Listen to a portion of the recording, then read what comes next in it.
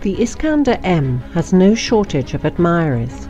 They include the Islamic State and other Islamist entities in Syria, Poland, Turkey, NATO as a whole, and of course the United States. Seemingly, no other Russian weapon system is as likely to steal a headline as soon as it makes an appearance somewhere on the global chessboard. To what does it owe its worldwide fan base? In part, the answer lies in its actual combat abilities. It is a medium-range missile system which uses a combination of maneuvering and therefore difficult to intercept ballistic missiles, capable of carrying a variety of conventional and nuclear warheads.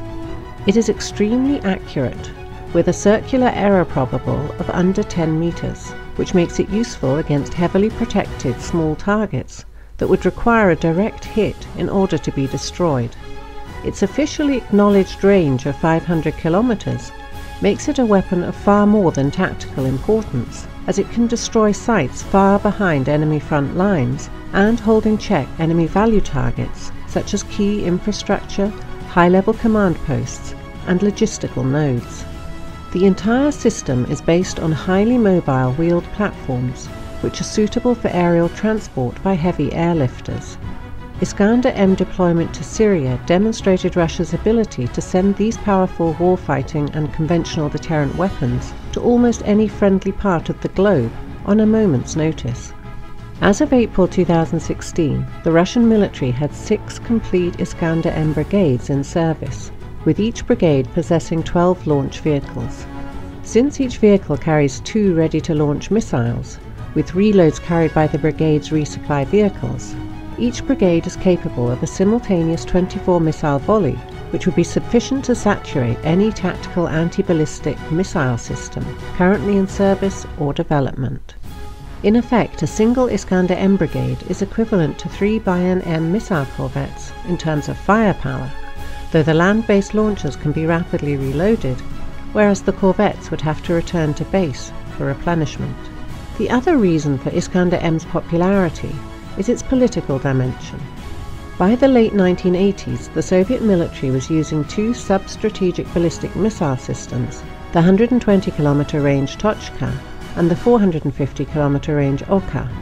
Even though Oka's range was below the 500-kilometer threshold of the Intermediate Range Nuclear Forces Treaty, the Gorbachev government in effect made the US a present by pledging to eliminate the Okas along with longer-range missiles.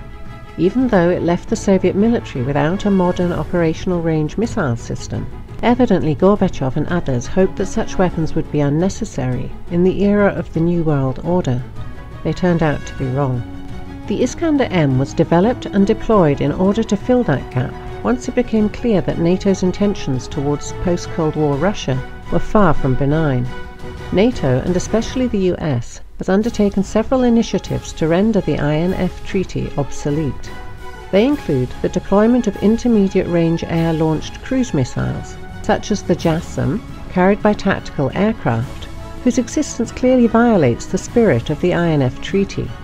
The US Army has since deployed large numbers of ATACMS ballistic missiles, whose officially acknowledged range is 300 kilometers, though the missile's actual potential is unknown, and the LPRF program is supposed to yield an even longer-range missile for the US military. Cruise missile-carrying US naval ships, including the rather well-known USS Donald Cook, regularly approach Russian coasts. But the most direct US violation of the INF Treaty is the placement of land-based anti-ballistic systems in Eastern Europe. These systems use the naval Mk-41 launchers, which are perfectly capable of using the entire range of Tomahawk cruise missiles. Therefore, the deployment of these ABM systems also means a US breakout from the INF Treaty. The Iskander-M, therefore, should be viewed as a Russian response to the US INF violations. In addition to the 9M723 ballistic missile with a range of 500 kilometers, each launch vehicle can also fire the 9M728 cruise missiles, whose actual capabilities have never been revealed, though the missile has been tested out to at least 200 kilometers. Considering that the size of these missiles is comparable to the Kaliber sea-launched weapons, whose range exceeds 2,000 kilometers, there is a definite possibility that the Iskander-M could be equipped with weapons of similar range, unless the US begins to display more of an interest in re-establishing a mutually acceptable security framework for Europe.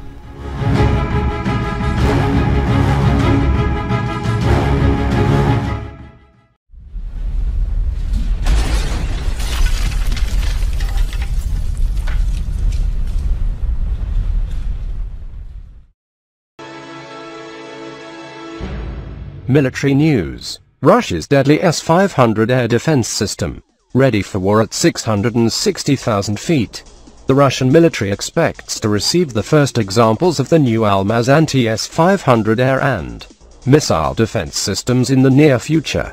Meanwhile, tests are continuing on the advanced S-350 Vityaz system, which will eventually replace the existing S-300 air defense batteries. We expect the first samples of the S-500 anti-aircraft missile system to be delivered soon. Lt. Gen.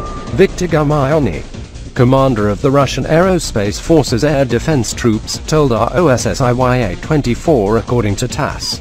The new weapon, which will form the upper tier of Russia's layered integrated air defense system, is expected to be able to engage targets at altitudes of about 125 miles or 660,000 feet. That means that S-500 will be able to engage targets such as incoming ballistic missiles in space at ranges as great as 400 miles. The first regiment of S-500 will be deployed to protect Moscow and central Russia. The S-500 is expected to be able to detect and simultaneously attack up to 10 ballistic missile warheads flying at speeds of 23,000 feet per second.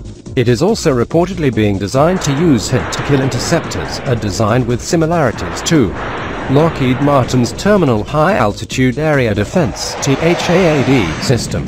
Like all modern Russian air defense systems, the S-500 is expected to be highly mobile and will use a network of radars for targeting over vast distances. The missile system is expected to use the 91N6A Air Battle Management Radar, a modified 96L6 DSP acquisition radar, as well as the new 766 multimode engagement and 776 ABM engagement radars, according to Missile Threat, which is run by the George C. Marshall and Claremont Institutes. Meanwhile, the Russian military is already testing the S-350 Vityaz mid-tier mobile air and missile defense system. The new weapon will replace the older S-300 and complement systems like the Buk M3, S-300V M4, S-400 and S-500. Tests of the S-350 Vityaz anti-aircraft missile system are currently ongoing, Gurmayony said. The first launches have been successful and the system has proved its characteristics and will be used on a large scale for the replacement of the S-300 anti-aircraft missile system. Quote, the S-350 is built around a new advanced active electronically scanned array AESA radar and a new mobile command vehicle. A normal battery would include command vehicle, 2 radars and 8 launch vehicles. The S-350 uses the same active radar-guided hit-to-kill interceptors as the S-400 and can engage targets at ranges of 75 miles at altitudes of about 100,000 feet. It can engage 16 targets simultaneously, while a total of 32 missiles at any one time. The Russians are expected to network the S-500S with their S-400, S-300V M4 and S-350 and other weapons as part of an overall integrated air defense network, as one U.S. industry official noted. While the Russian military-industrial sector suffered greatly in the aftermath of the collapse of the Soviet Union, somehow Moscow managed to continue developing advanced air defense system without much degradation in capability. Indeed, some of these new weapons, like the S-500, are so capable that many U.S. defense officials worry that even stealth warplanes like the F-22, F-35 and the B-2 might have problems overcoming them. Dave Majumdar is the defense editor for the National Interest.